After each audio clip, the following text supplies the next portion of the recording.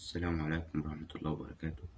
آه، كولر أعلن عن القائمة اللي هتسافر إن شاء الله لمواجهة الزمالك في نهائي كأس مصر، وإن شاء الله يرجعوا بالكأس. القائمة اللي كولر أعلنها للمباراة هي كانت مصطفى شوبير في حراسة المرمى. مصطفى شوبير حصل على دعم كبير جدا من مارش يانكون مدرب حراس المرمى. في حراسة المرمى مصطفى شوبير، زي ما قلنا مصطفى شوبير، محمود الزنفولي، حمزة علاء. في خط الدفاع بقى محمد هاني، أكرم توفيق،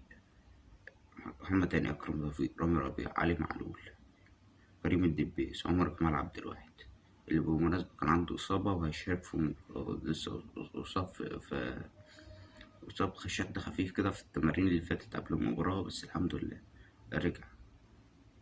في خط وسط الملعب عمرو السولية، مروان عطية، إمام عاشور، كريم ندفد، حسين الشحات، بيرسي تاو، كريم فؤاد، محمد مجدي قفش، رضا سليم، طاهر محمد طاهر، أحمد نبيل كوكا، أحمد عبد القادر، محمود كهربا، وأنتوني موديست، وسام أبو علي برضو كان عنده يعني لسه لحد دلوقتي عنده إصابة، لكن كولر دخله القايمة. يعني عنده أمل إنه يرجع على يعني طرق الطبية.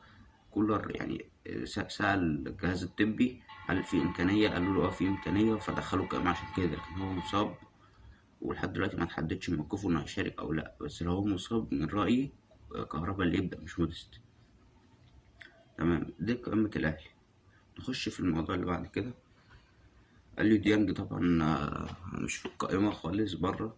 هيسافر النهاردة إن شاء الله بالسلامة إلى النمسا ليجري عملية في الغضروف الركبة برفقة أحد جهاز الطب للنادي الأهلي. هيجريها في النمسا مع الدكتور الأهلي على طول بيتعامل معاه. دكتور فيك في النمسا. إن شاء الله يرجع بالسلامة ويرجع تاني الملاعب ونشوفه يكسر الدنيا. تمام. يعني مارسيل كولر يقرر ضم أسامة أبو علي لمباراة الزمالك لجهود الجهاز الطبي في عودته. تمام. معظم معظم أعضاء مجلس إدارة النادي الأهلي يقررون السفر إلى السعودية لمشاهدة مباراة الزمالك.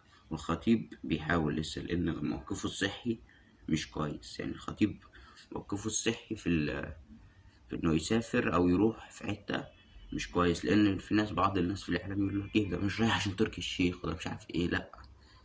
هو ممكن عشان يكون إنه فعلا الخطيب عنده مرض صحي، ما يقدرش يروح ويجي، لأنه الراجل كبير في السن وعنده مرض، ربنا يشفيه طبعا. لكن هو الناس بيقولوا عشان تركي الشيخ ومش عارف لكن هو لا، الخطيب مش كده أساسا، الخطيب عمره ما كده.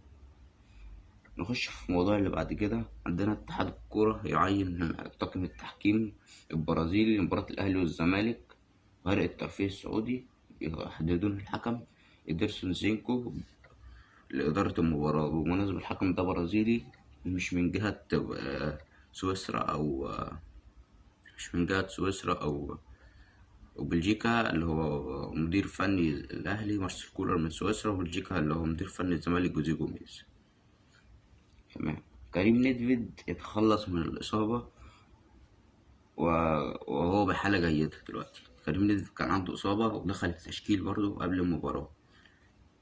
كريم ندفد خرج بإصابة في مباراة يانج أفريكانز وتم استبداله، لكن هو دلوقتي بحالة جيدة، وكولر ضمه للمباراة قبل ما تسافر.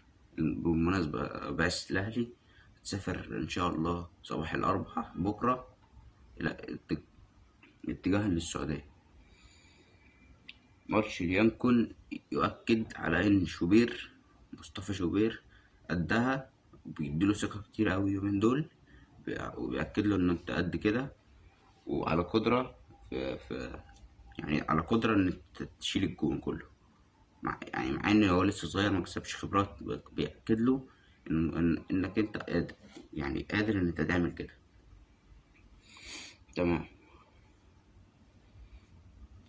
طبعا حسام حسن عارفين هو مسيطر من ساعة ما مسك اتحاد الكورة، وشغله يعني شديد شوية، مش زي فيتوريا اللي قبض ومشي ده، واخد له 8 مليون يورو. طبعا عارفينه شديد. هو قرر تأجيل مباراة الأهلي وإنبي اللي كانت مقامة تقام بعد أسبوعين بالظبط من مباراة الأهلي والزمالك.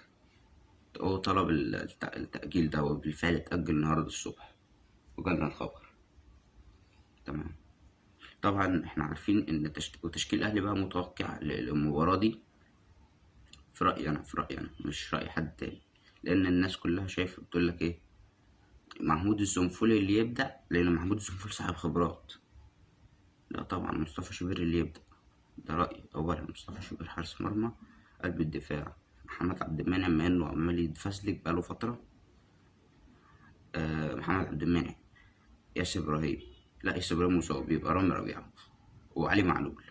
خط الوسط عمرو السولية، مروان عطية 6، عمرو السولية 8، إمام عاشور 8، حسين الشحات بيرسي تاو، كهربا مش مودست.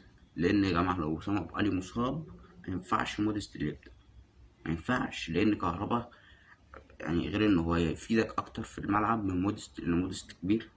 هو كمان عنده الروح اللي هو ايه، لو بيلعب قدام الزمالك انتوا عارفين طبعا الحوارات دي، هو كهربا بيحب الحوارات دي جدا اساسا. يعني ايه، المفروض مودست ما يبداش في المباراه دي، مش هيبقى كويس في المباراه دي، حاسس مش هيأدي. والناس كلها برضه بتقول كده يعني، مش لان هو الكهربا لو بدأ المباراة دي هيبقى عنده حماس زيادة عن اللزوم، لان ارجع للماتشات اللي فاتت قدام الزمالك هتلاقيه كل ماتش جايب جول. اللي هو كهربا حطه صح ده، جاب جول و... وكان وماتش 4-1 جاب جول، الماتش الأخير في الدوري كان في شهر 6 جاب جول برضه. تمام. نخش في اللي بعد كده. طبعا قلت لكم قائمة الأهلي والزمالك المتجه إلى الأهلي للسعودية.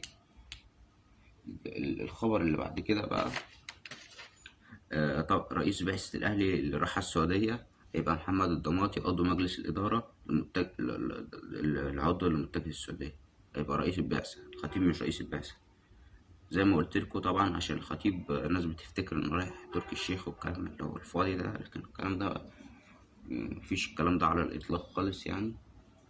رئيس البعثة هيبقى محمد الضماطي، عضو مجلس إدارة النادي الأهلي. وبكده تكون انتهت حلقتنا الصباحية النهاردة. استنونا في الحلقة المسائية. سلام.